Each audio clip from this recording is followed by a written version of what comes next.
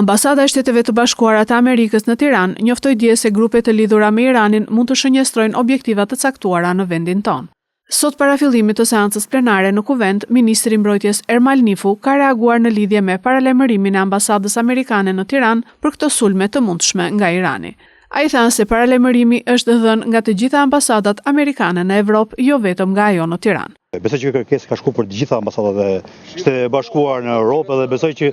kjo vetëm një sekond. Vetëm që kjo është për gjithë qytetarët amerikanë në të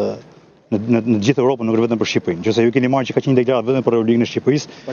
nuk është informacion i saktë. Ndërkohë Kuvendi nisi sot me një debat mes mazhorancës dhe opozitës me paralajmërimin për rrezik sulmesh nga Irani e dhënë dje nga ambasada amerikane. Opozita ka kërkuar mbledhjen e menjëhershme të Këshillit për Sigurimin Kombëtar. Në përgjigje, ministri i jashtëm Ferit Hoxha deklaroi se situata në Shqipëri është e sigurt dhe nuk ka vend për panik, pasi deklarata të tilla janë të zakonshme nga ambasadat amerikane në çdo shtet dhe se ata janë në kontakt me të gjithë partnerët, përfshirë edhe NATO-n. Unë mendoj se kemi një rast dhe është domosdoshme që sot kryeministri i Shqipërisë duhet të referojë përpara parlamentit shqiptar, duhet të dëgjojë pyetjet e deputetëve shqiptar, duhet të dëgjojë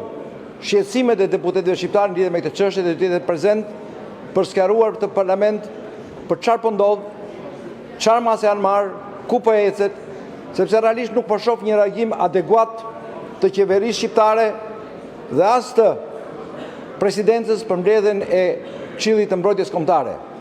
Duhet siguroj deputetin Shehu dhe gjithkund në sallë dhe jashtë sallë, ne i ndjekim me shumë vëmendje, me shumë seriozitet, si deklaratat e partnerëve tanë këtu, jemi në kontakt me ta këtu, jemi në kontakt me ata në Washington, jemi në kontakt me partnerët e tjerë në NATO, janë diskutime që bëhen në forumet të ndryshme, por ajo që duhet të them është që vlerësimi që kemi sot, duke i ndjekur me vijimësi të gjitha ngjarjet, të gjitha deklaratat, të gjitha zhvillimet, është që nuk ka absolutisht asnjë arsye për të qenë të alarmuar. Situata e sigurisë është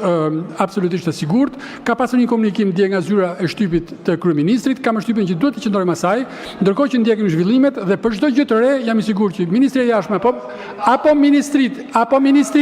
ministrit e tjera do të informojnë në rrugën e dur, në kanalet e dura, natyrisht duke qenë në kontakt me kryeministrin, me qeverinë, me presidentin.